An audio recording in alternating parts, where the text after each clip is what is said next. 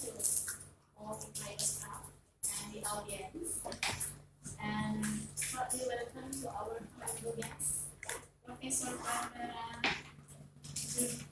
Your guest. Yeah. Who has a great country job that I will apply to ACAIOS. We feel so great to have you here. Well, before we start, I think it's will be better to introduce our professor first. So I will read a very short biography of her. Professor Dr. Bagaimana is a visiting professor at Faculty of Psychology UIN Ar-Raniry, and she is a really psychologist and was born in Germany and grew up in Germany. So she is the real Ibu person dari Jerman. She did diploma in psychology at University of Hamburg and also graduated as teacher Centers. Did a PhD in education at University of Hamburg, Germany as well, in habilitation in psychology. And she also did second PhD that needed to apply professor in Germany. And then she also lectures and researches as professor in educational psychology at University of Education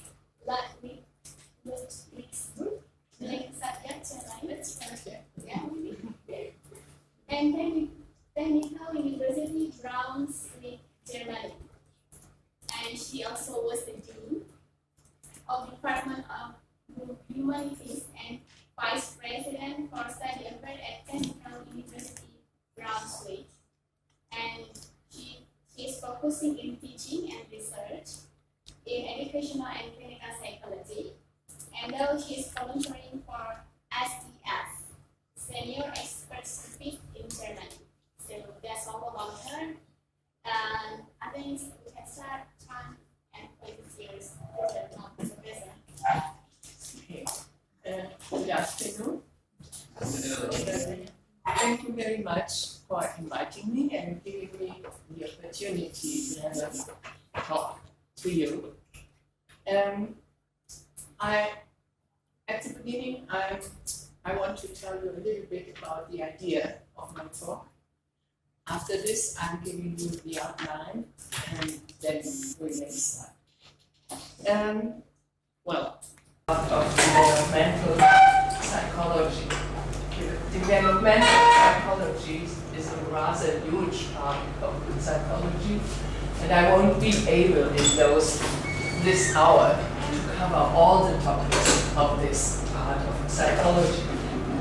And that's why I chose to give you some examples which for me are very important, which show what issues are discussed in development of youth, and also show you how research is going on in development.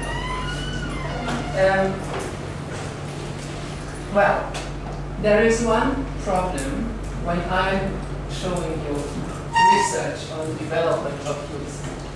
Most of this research is done in Western countries.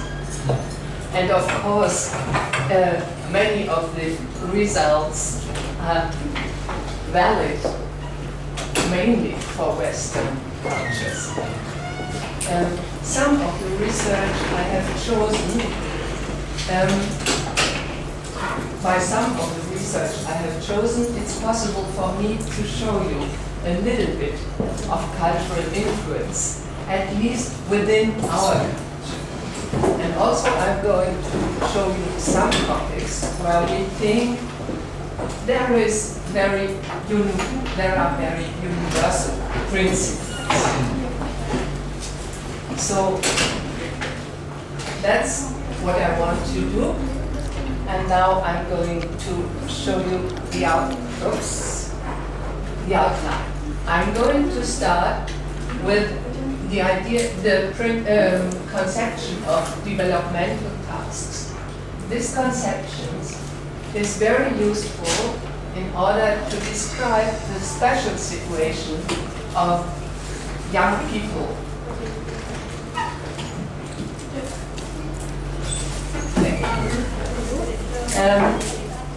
The second issue I want to have a look at is cognitive development, and especially metacognitions.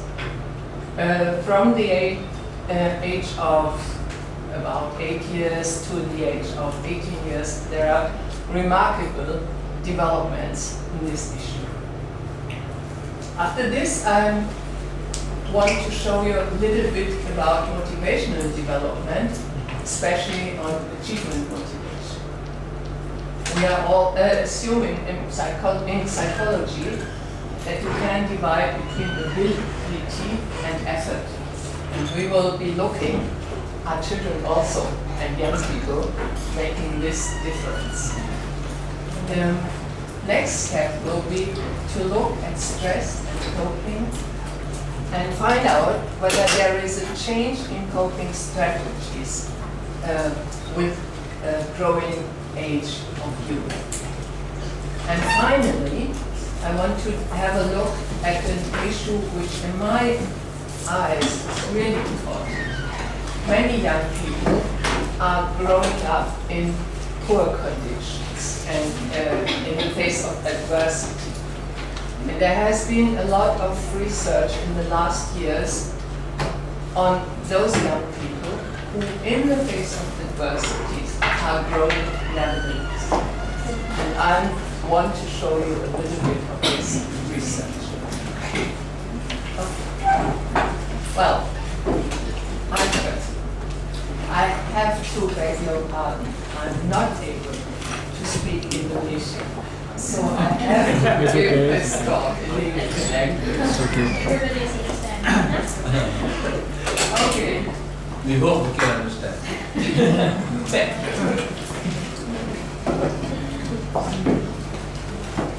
Well, before we start with developmental task, what's the age, the phase of age we are dealing with? With the beginning, it's rather easy. Usually, scholars set the beginning of youth with the beginning of puberty. So that's a biological effect of biology, and it is rather easy to detect.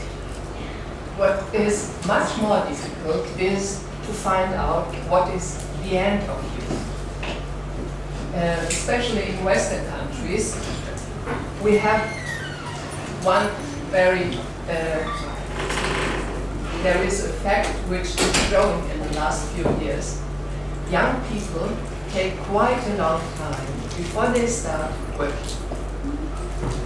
And therefore, what we did in former times, we choose being in my own time, home, having a job, having a family.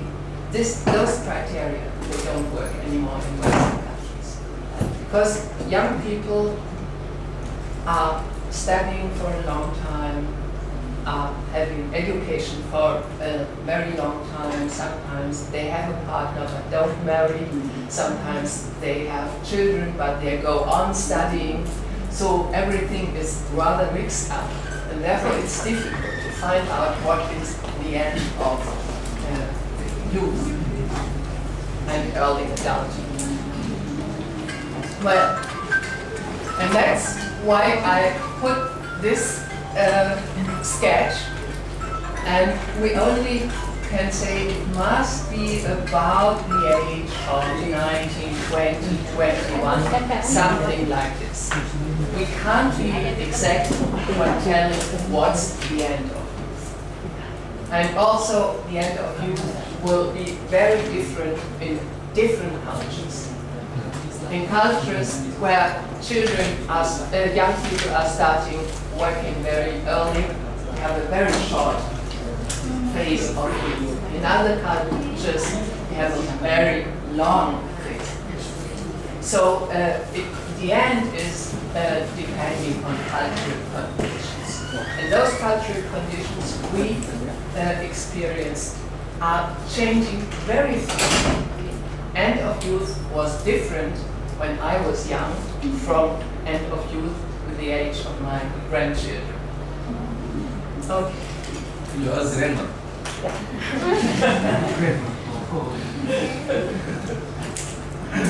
Okay, developmental task. It was always a bit difficult to describe what's special about youth. And there is one conception which makes it much easier to give a good idea about the special issues of youth. And that's the conception of developmental tasks. Oh, Sorry, you have perhaps more you people. look for a chair. Well, what's the conception of developmental tasks? The idea is in every part of your life, there are different things which are very important to do. When you're very young, you have to learn to walk, you have to learn to talk, you have to learn to attach to the grown-ups in your family and things like this. When you're 6 years old in our country, you are starting to go to school. You have to learn to write, to read, to find peers in school. Things like this. What's typical about youth? They say achieving new and more mature relations with age mates of both sexes. What does this mean? We know that the notion of friendship is changing from childhood to youth. Children tell you a friend is a person I'm playing with. A friend is a person who has beautiful things I want also to have. Things like this. Young people tell you a friend is a person who has some ideas which are similar to mine. A friend is a person whose personage is very worthwhile for me. I value very much. A friend is a person I am able to talk to, and things like this. The idea, the relation to peers is changing with youth. And also, young children like to connect to peers of their same sex. Young people have peers of same and of the other sex. Well, achieving a masculine or feminine social role. In all cultures, there are different expectations of women and men. And also, in all cultures, young people have to deal with those expectations. It doesn't mean they just do what they are expected, but they can't ignore those expectations. And it is what they are going to do will be different depending on culture. Cultures who have very strict expectations won't have much freedom for young people. Cultures who have very wide definitions of female and male will give much freedom of choice. That's very important. Well, accepting one's physique and using the body effectively. In Western cultures, there has been a big change in this. It used to be a problem for young people dealing with their changing body. But nowadays, they seem to have not so much problems with this. It's not such a big task anymore. Well, achieving emotional independence of parents and other adults. This is very typical for Western cultures. We expect our young people to become independent from their families. They shall love their families, but they have to be independent. They leave home, they don't live in the same house as their parents. They often live in other cities, and they have their own homes, even when they are not married, when they are living alone. and they are supposed to become emotionally independent from their parents. That doesn't mean they don't love them. Well, next task, preparing for marriage and family life, and preparing for jobs. Very important, and I told you in our culture, it's rather late when they're doing this. Acquiring a set of values and an ethical system as a guide to behavior, developing an ideology. Especially in Western cultures, people are supposed to be able to regulate what they are doing by their own values, by their own rules, not only expecting there will be punishment when I'm doing this or this or this, but to regulate themselves mainly by their own rules. And young people have to learn to know what they think is right or wrong.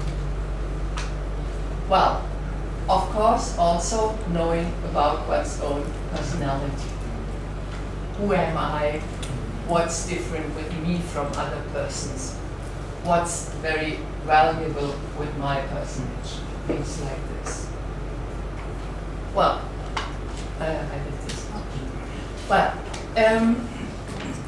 developmental tasks seem to be very sensitive to cultural influences. We even experience this in our own culture.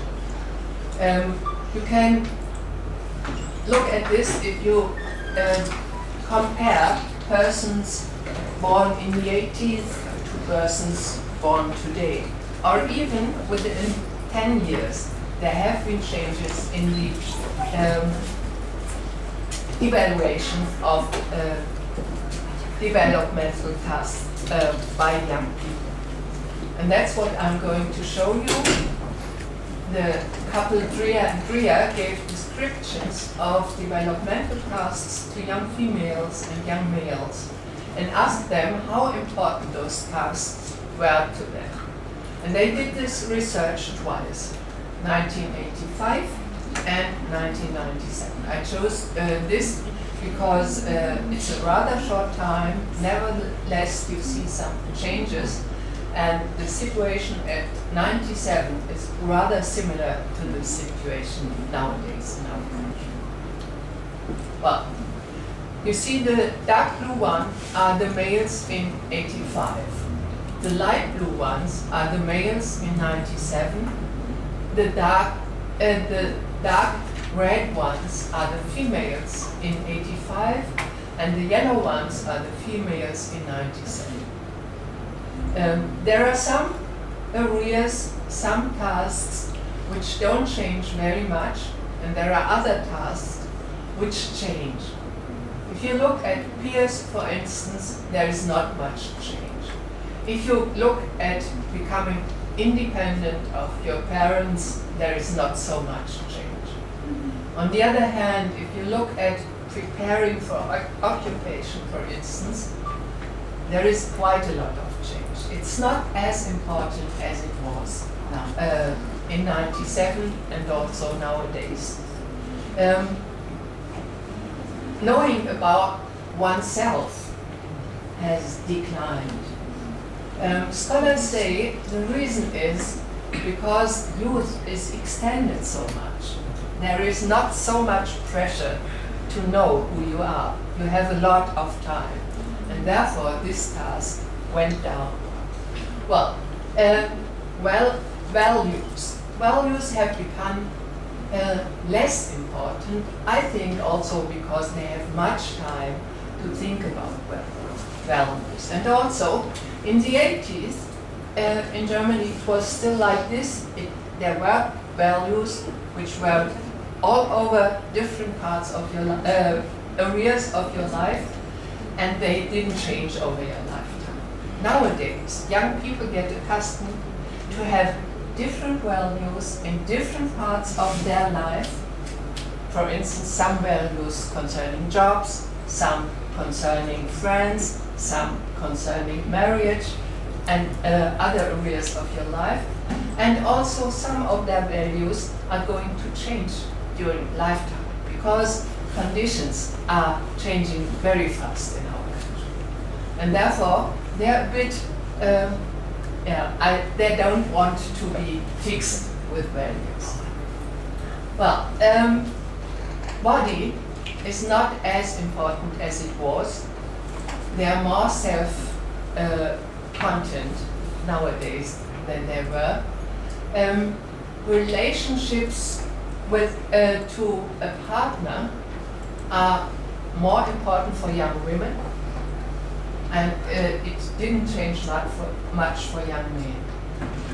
And it is more important for young women because nowadays young women are educated very well, and it is a problem for them to think, how do I do job, having children, being married, how do I get this all together? And that's why the relationship is more important for young women nowadays than it was in the 80s. Well, social role is not that important anymore.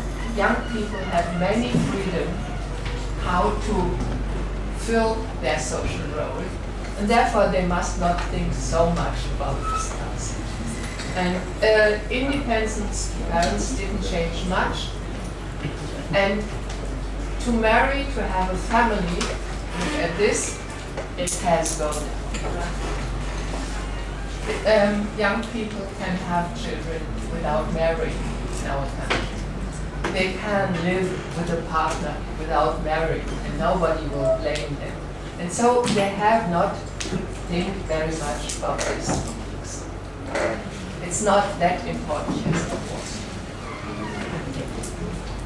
Okay, oh, I forgot. If there are questions or remarks, please do it immediately.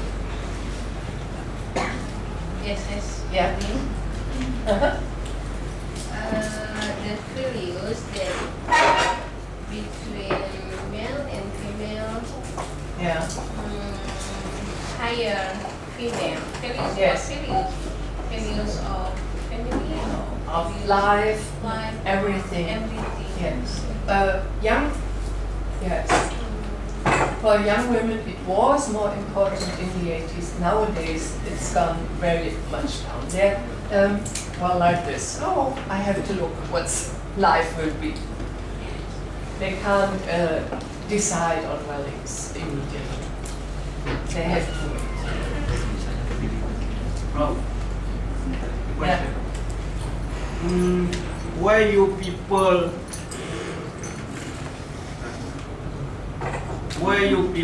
are transitioned by his friend strength as far as is positive? Kenapa anak muda yang aneh itu dijauhi oleh temannya? Sejauh aneh itu sifat positif. Ini pasti banyak di kalangan lingkungan saya di daerah sana. Anak muda yang dianggap aneh itu sering dijauhi oleh temannya. Dia pikir aneh itu gila, stres. Contoh keanehannya, dia itu suka dengan sesuatu hal yang mungkin berbeda dengan kawan-kawannya. Mungkin dari segi hobi, dari segi berbeda. Aneh kan aneh itu kan bersifat positif ya. Sedangkan orang-orang barat sana anehnya itu ya didekati anehnya. Jadi tidak dijauhi, beda sekali pengembangan budaya. So the question is about why that society feel that he has a weird or unique, very unique and very different from others, is used to avoid by others. Why who has very unique or very different rather than others, he used to avoid by his peers. Reject from social, the adolescent. Those who don't have friends. Yeah, because he has very unique attitude, very different behavior. Why? Yeah. No, But no, I don't think they are repelled by others. What we know, there are some criteria who will be repelled by his peers, and that's starting in late childhood and going on in youth time. Repelled will be young people who are aggressive. They are repelled by their peers. The others are not repelled. You can have unique ideas, it's no problem. Young people learn that men are very different. And they learn to accept that their friend is thinking quite in many things different than themselves. It's some kind of development to learn that not everyone will have the same ideas as you yourself. Children are like this. If you don't think the same things as I think, you're not my friend. But young people, they are able to befriend persons who are quite different from themselves. Okay? Yang saya Perhaps you dapat can do this in the end again. Keep your question in Ya, mind. mungkin akan dibahas lagi nanti di akhir. Okay. Okey. Well, in our culture, peers become more and more important for young people. In every research, we can find this when they start at 13, 14, parents go down in importance and friends go up. And very often parents are afraid their children won't love them anymore, their children won't attach to them anymore. And therefore, they did some research to find out what does that mean? Peers are becoming more important. Does it mean they don't love their parents anymore?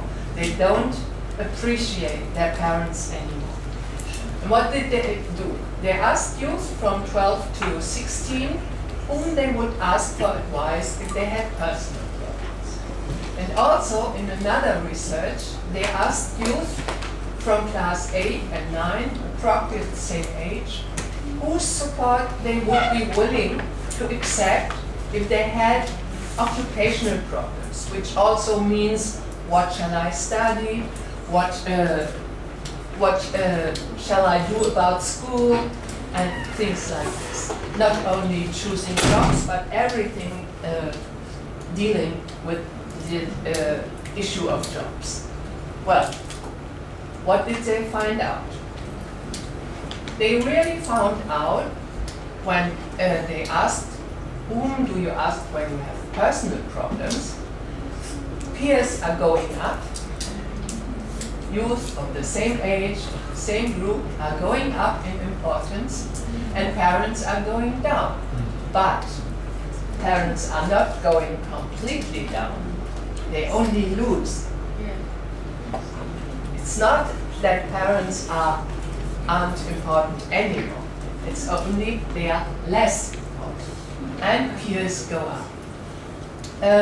Also, peers of the other sex, they go up. They start befriending girls or boys today, talking to them about their problems. And siblings don't change, and teachers aren't asked at all. Siblings don't change. What I think is typical for German schools. Teachers are in a rather formal role, and so they won't have personal relations to their teacher. So this study is in Germany. This study is of Germany, yes. And we only started 10 years ago to have full-time schools when students also went to school in the afternoon. Before we had only half-time students. And so children were at home in the afternoon and teachers were formal persons for them. Well, what about the same persons when the young people have problems around school, job, things like this? look at this. Parents are the most important persons they are willing to ask. And peers are not very important in this. They won't ask friends what kind of school, what kind of job, anything like this. That's not important for them. And scholars, they say, typical for young people, it's typical for young people that there will be a division of tasks. Some tasks are done by parents, and other tasks are done by peers. It's not losing parents, it's just dividing tasks which have been done before only by parents. They are dividing between their peers and their parents. And before, it was only parents. That's the typical development in youth time. Well, and it is supported by culture. It is expected from young people to have more relations to peers, not to stay at home all the time. When there are young people staying at home all the time, parents are, oh, there's something wrong with my children. It's part of this culture to expect them to go out, to do things together, to socialize, and not to stay at home. Well, values. I think it's understandable that scholars have the idea that values are dependent on culture. If you look at different cultures, you will find they are different in values. And the idea of this research was, is there also a difference between young people from different years? Because in our culture, things have changed very much recently. And so it would be a good idea to think, well, there must have been also a change within our culture. And that's what they did. And if you look at this, what is very interesting, values concerning self-fulfillment, getting a good education, becoming the person I want to be, things like this. Those values are going up. Values which are pro-social also are going up. That is, young people are not becoming only self-content. They are social. Social values are also going up. They're higher now than they have been before. But values which are, we call hedonism, that is having fun all the time, having a good life, going to the movies all the time, things like this, they have gone down. Young people are very responsible nowadays. They know their role in society and they want to be good members of society. And what has gone up a little bit is they want to follow some conventions. There was a time when people said, oh, it's not necessary to be polite, it's not necessary to know how to say hello, things like this. But after some time, this has become important again. And that's what you see in those values of conventionalism. They have become more important nowadays than they have been. And if you look at this, you see young people, they have quite a lot of freedom to choose their values, to choose their ways of life, but they feel very responsible for themselves and for their society. But also they want to choose. They want to know who they are. They want to do the things they want, and they are planning. So responsibility and freedom are not contradictory. They go together in our society. Really? Yes, It's working.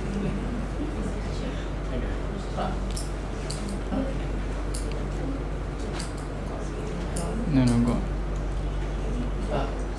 Quite another issue, cognitions. There is one area which is very important if you want to learn the right way.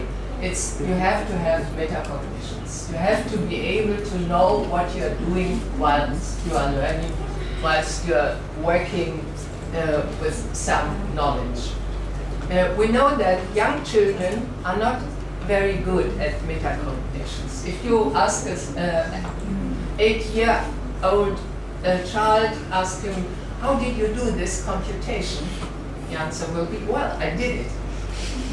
They are not able to tell you what they have been doing. And from 12 to 17, there is a very fast development, and they are becoming better and better on metacognitions.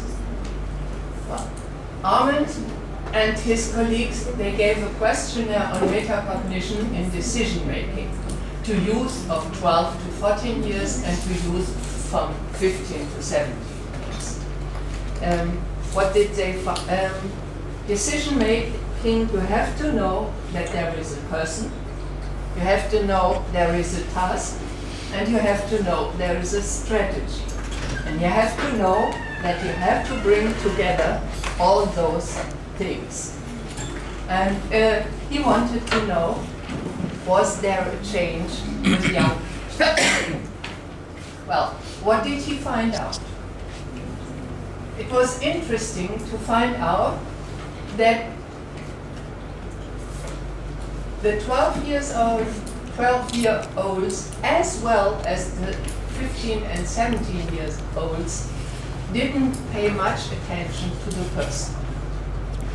The role of the persons went up a little bit, but nevertheless they didn't pay much attention to the role of the person in decision making. That is, decision making for them was a very formal procedure. It is not much to do about the person. From 12 to 15, the importance of the task was went higher, and also the importance of the strategy went higher. And if you look at the winning of those two, especially the importance of the strategy was validated more when they were 17.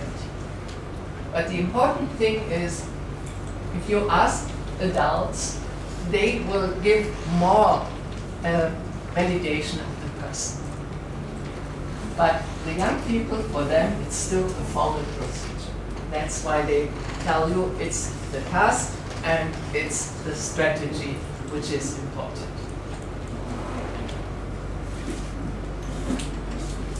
Well, motivational development.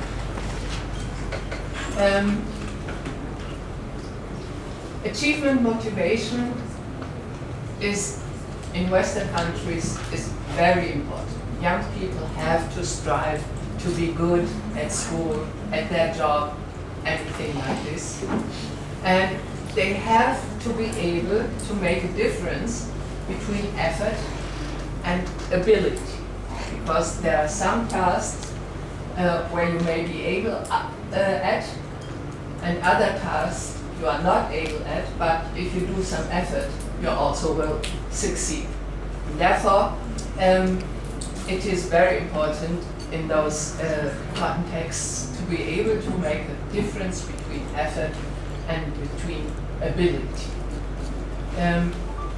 There is the idea that perhaps children are not that able to make this difference as young people. I'm going to tell you a little bit afterwards why this perhaps is very important. Well, they made it in this research, they say there are 4 levels of making this difference between effort and task. Well, level 1 is children make no difference at all between effort and ability. They don't discriminate. Level 2 is they see the reason for better achievement only in effort. They don't see the role of ability. Level 3, they start discriminating, but they're not quite sure. And finally, on level 4, they make a very clear discrimination between effort and ability. And they are able to attribute better achievement either to higher ability or higher amount of effort, depending on the situation. Well, what did they find out? The young ones, they really, age 5, made no difference. It was all the same for them. Effort, ability, they even didn't use the ideas of effort and ability in the right way. At age of 6, they mostly are convinced that success depends on effort. If I'm doing, if I'm thriving very much, if I'm trying very much, I will succeed. That's their idea in most situations. At the age of 7, they start to make the difference between the discrimination between effort and ability, but mostly they're still looking at effort. It's mostly it's effort which makes me succeed. And only starting with the age of 12, they really use the discrimination between effort and ability. It's only with the, starting with the age of 12 years, they're able to say, okay, this situation needs some effort, and that situation needs some ability. Well, there's one thing which is really interesting. If you look at different cultures, it's always like this. Starting with the age of 12, 13, they're starting to make the different, to discriminate between effort and ability. But if you give tasks to them which are a bit ambivalent, it's not quite sure what those tasks are about. European and also American students tend to say it depends on my ability. Chinese students tend to say it depends on my effort. You may think what people in your culture are going to say.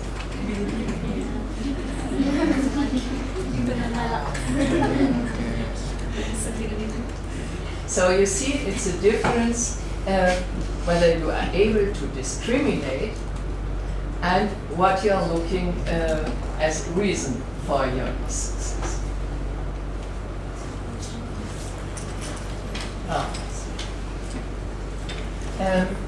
Stress and coping.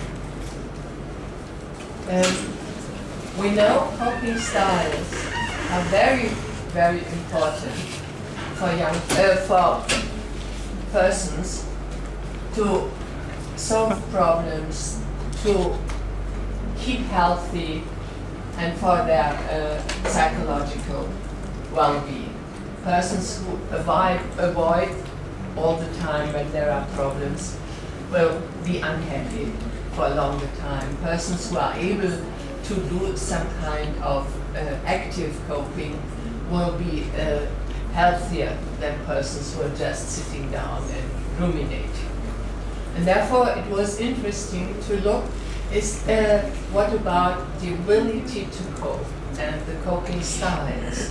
Do they change over time, or are also young children already able to cope the right way?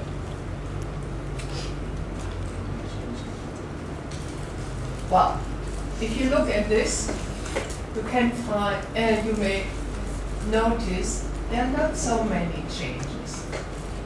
Children at class 2 who are 7 years old, about 7 years old, children at class 7 who are 13, 14, 15 years old, they don't, there's not such a big difference in their coping styles. There are some minor changes, like the look for social support goes down. It goes down also if you look until the age of 20, for instance, it declines even more. When there is a problem, they feel able to solve it on their own. Not altogether, but more than the young ones. There is a bit of going down, a remarkable going down in avoiding. Young children are avoiding quite a lot of situations when there are problems, which is not that bad. We know, for instance, in situations when they are fighting. When they're young, very young, at the age of 4 or 5, something like this, they start hitting, they start crying, they do all those ugly things. And then they start to try other ways. And at the beginning, they just avoid. They go out of the situation. They avoid the situation. They're not yet able to bargain, to negotiate. They're not able to do this. But they avoid the situation. And only when they are older, when they are about 11, 12 years old, they are able to tell the other person, that's my feeling, please tell me your feeling, and I did it this way, and well, tell me what's your opinion, really to negotiate. It's only when they are able to take the perspective of the other person, when that they are able to talk to the other person. And so avoiding is a very functional strategy when they are younger, but it is not functional anymore when they are older. They have to be able to talk. And they are going to do this when they're about, 11, 12 years old. And when they are able to take the perspective of another person, when they are able to understand that another person is thinking, experiencing in a different way than I am. And they are able to do this, then they start stopping their avoiding strategies. But and also emotional regulation by going out, by screaming, things like this, is going down a little bit, but not too much. You see, minor changes, and some of the changes can be explained by development in special areas of cognitive development. Perspective taking is cognitive development, and for instance, perspective taking, we know it's a rather universal principle. Children from different cultures there's not a big difference between them. It's always about the age of 3 that they are able to understand, oh, other people have some kind of mind, they are thinking. And it's about the age of 12, 13 that they are completely able to understand that other people have other thoughts, other feelings, other experience, and that they are looking at them the same way, vice versa. It's only at beginning with 12 until 15 years. And this seems to be nearly the same in most cultures. This seems to be one of the few universal principles in the developmental psychology. And you'll see it's important for stress and coping to understand the changes in stress and coping, to know about this.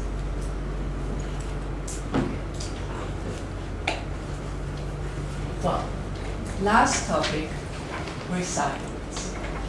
I think this topic is very important because in all countries there are many young people living in poor conditions, experiencing a lot of adversity, and most of them have difficulties in their development.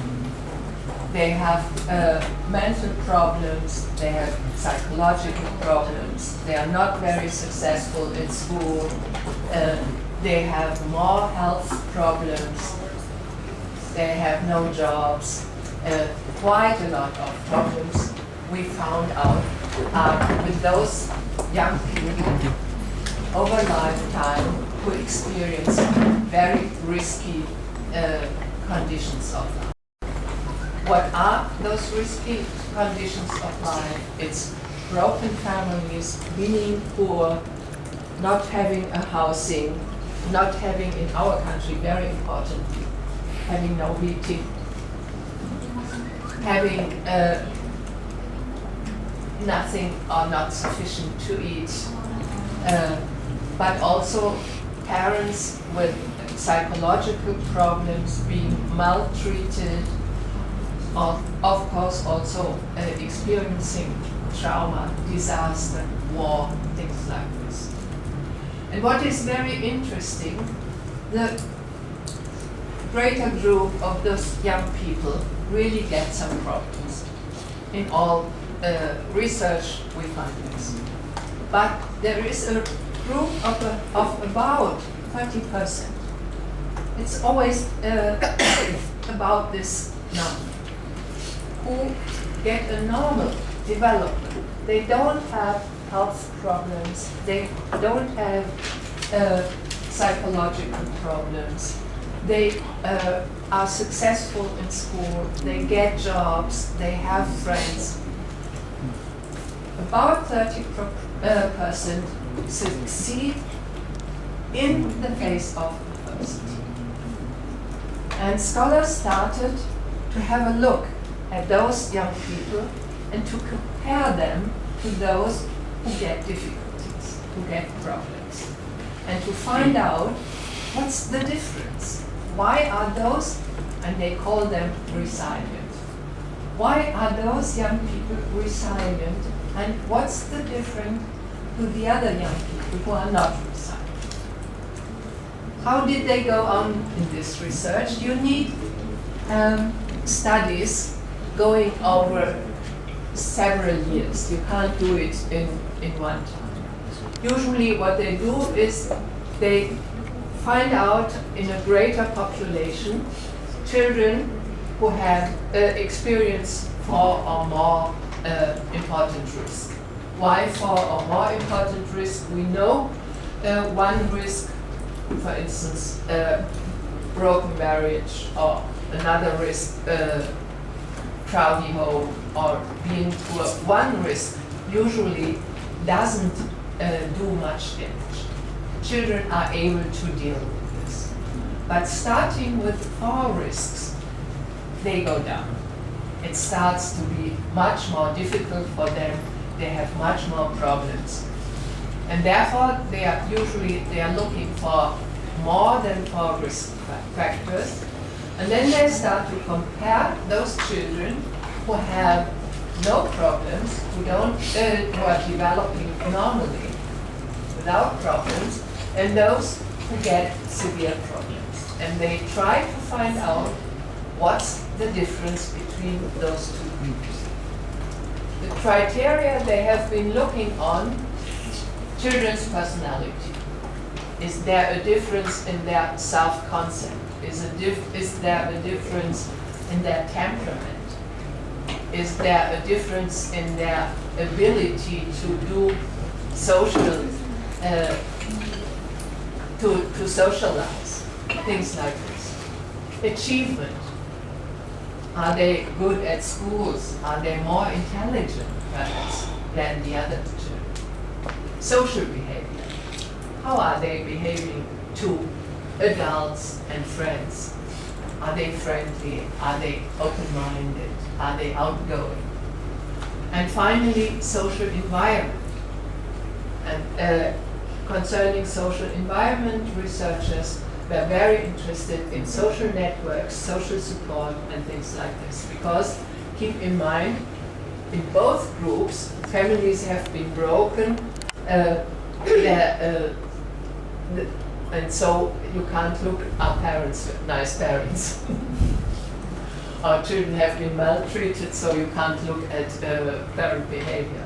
And therefore, they concentrated on social network and also on relatives. Well, what did they find out? I give you a very short impression. They found out, well, I tell you one thing. There's one very famous research done on this, and I'm sure most of you have heard of this. That's the research of Mrs. Emily Werner on the island of Kauai.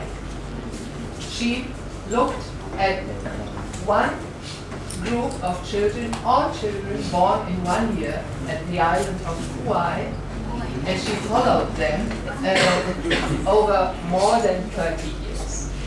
And in this group, she compared those who had difficulties because of adversities and those who didn't have any difficulties, any problems. Well, and the things she found out also later on have been found out in other research. Well, she looked at the person of the children. It seems they had, when they were young, when they were babies, their temperament was more easygoing. You know, temperament that are very basic tendencies to react. You can find with babies. Are they more active or more passive? Is their mood bad, or are they always smiling, very happy? Are they very sensible for new stimuli? Some of them don't like new stimuli. Or is it okay for them? What about changing of rules, of routines? Are they bearing this or not? And are their reactions very intense, or are they moderate? That's what they look at when they are talking about temperament. And scholars found out there is some kind of temperament in Western countries. Parents are most happy. That's children who are in a good mood, children who are easy to have a very regular rhythm, don't cry at 5 and at 9, but always at the same time. Children who are flexible, you can change the rules, you can change the activities, and they are not angry, who are moderate in their reactions, and who are not very sensible to new stimuli. Parents are very happy when their children are like this. They are easy to nurture. Well, we also know that in other cultures it may be quite different. If children are close to their mother or to other caring persons all the time, if family life is a bit chaotic, it doesn't matter when they are not that easygoing. It doesn't matter when their rhythm is not as regular, because there's always someone to have a look on the child and to give him, to feed him, and to carry about. And therefore, in those cultures, those irregular children are not felt as being difficult. It's only in Western countries. And on the other hand, children who are very regular, they get some difficulties in a bit chaotic environment. They will be unhappy with this. Okay, well, they found children have an easygoing temperament concerning Western criteria. They feel in school time very self-efficient. That is, they have the idea that they not only know what to do when there is a problem, they are also convinced they can do it. Not only theoretically know what to do, but they think, I am practically able to do the things which are necessary. they are self-confident and they are of relatively high self-esteem. In the families, which were mostly broken families, it was very interesting to find they had at least one caring person. Must not be the mother, could be grandmother, could be auntie, could be older sister. But it was a person who was there and who was reliable, not changing persons every day.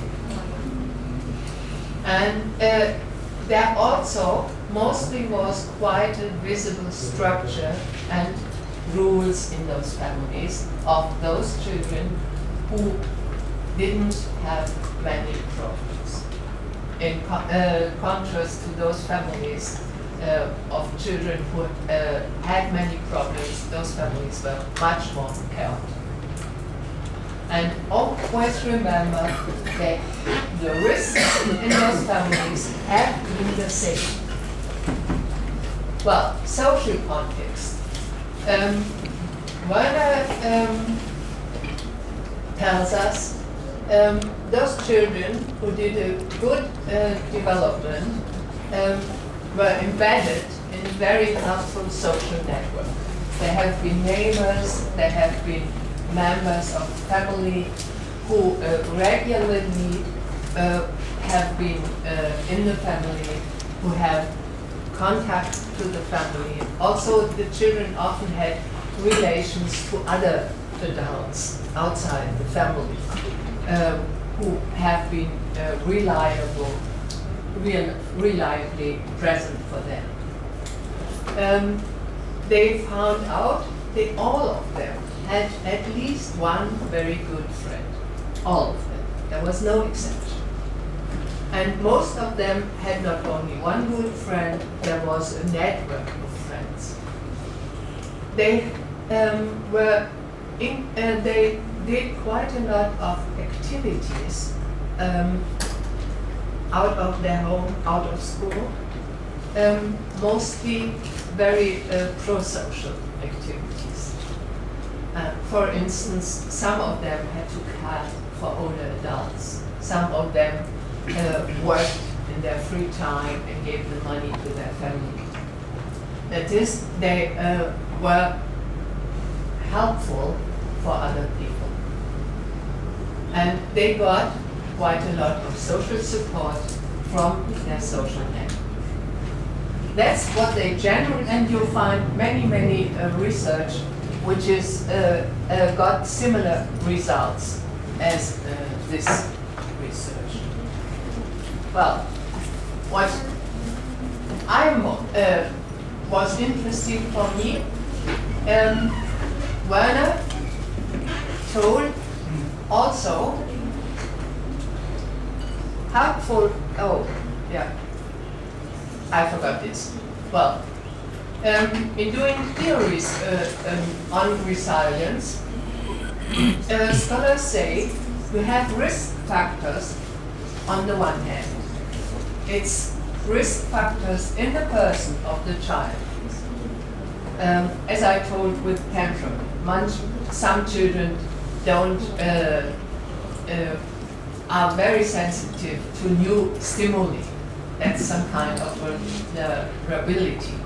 Some children are not very flexible, makes them vulnerable. And on the other side, in the environment, you have some amount of adversity, broken home, everything you may imagine. And together with this, there are protective factors. It's factors in the person, as I described, temperament, self-efficacy, things like this. And there are factors in the environment, such as social network, caring adults. And all those things are working together, and depending on the way they are working together, development will be a fine development, or there will be problems for them. Well, back back to Werner. Werner looked generally at protective factors, but she also looked differently at boys and girls. And she found out there are different protective factors in middle childhood for girls and for boys. For girls, it's very helpful when mother is working. Girls whose mother was working had better development as girls whose mother stayed at home.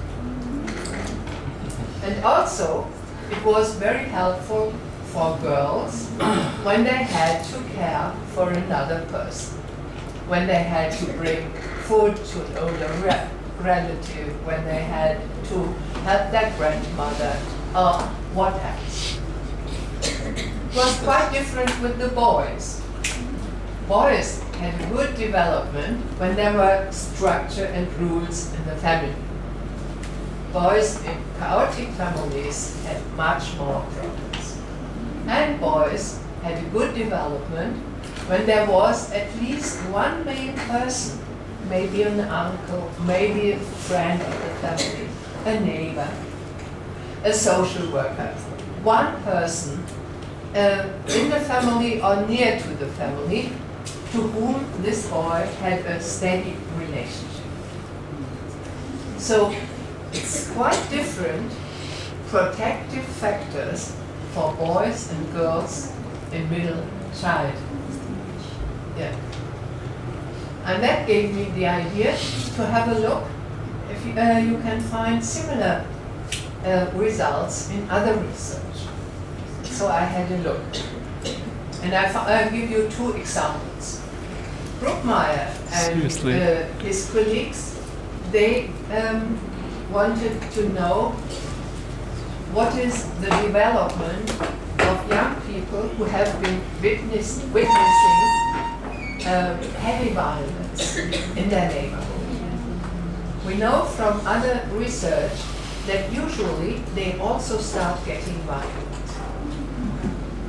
And he wanted to know what's the difference between those who are getting violent and those who are not getting violent. And he also looked, is there a difference between boys and girls, young males and females? Well, and he found out there really are different protective factors with females and males. For males, it was average to high levels of parental support.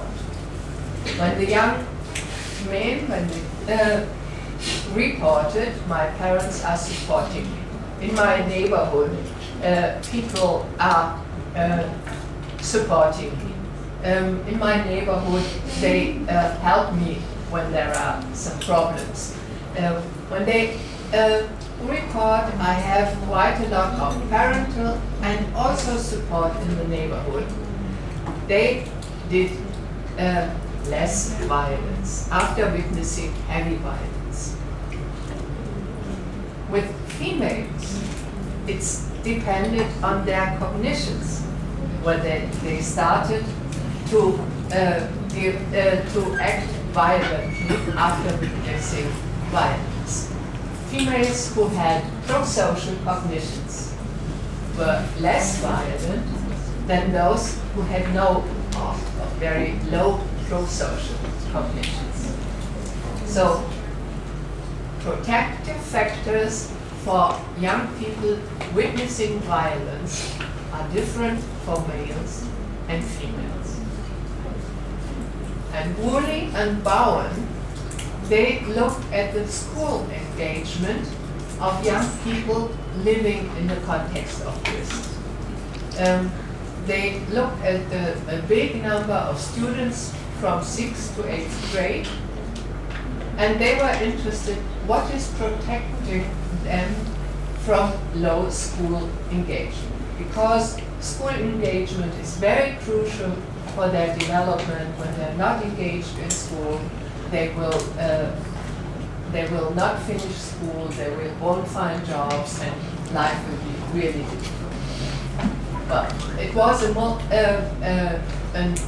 they lived in environments with many, many risks, and they were interested what is happening.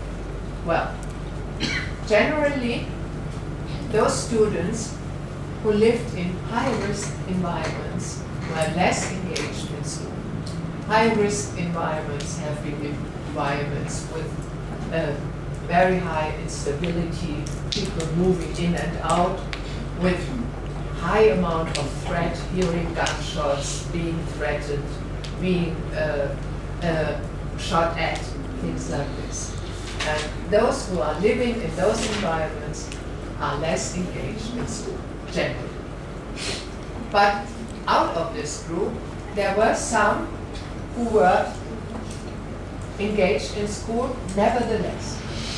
And so they compared those who were less engaged and those who were showed a higher amount of engagement. And they found out supportive relationships with adults in the environment, similar to the research of Mr. Brookmeyer, protected them against the impact of risk on true engagement. That is, living in a risky environment, having very good supportive relationships in my environment, family, neighborhood, protects me against low school engagement. And then, after this, they looked at males and females, and they found out males had lower school engagement generally than females. And they had a closer look, and they found out females reported more supportive relationships. That was why seems to be the reason why they are more engaged in school. That is, supportive relationship is more available for females than for males. And that makes them more engaged.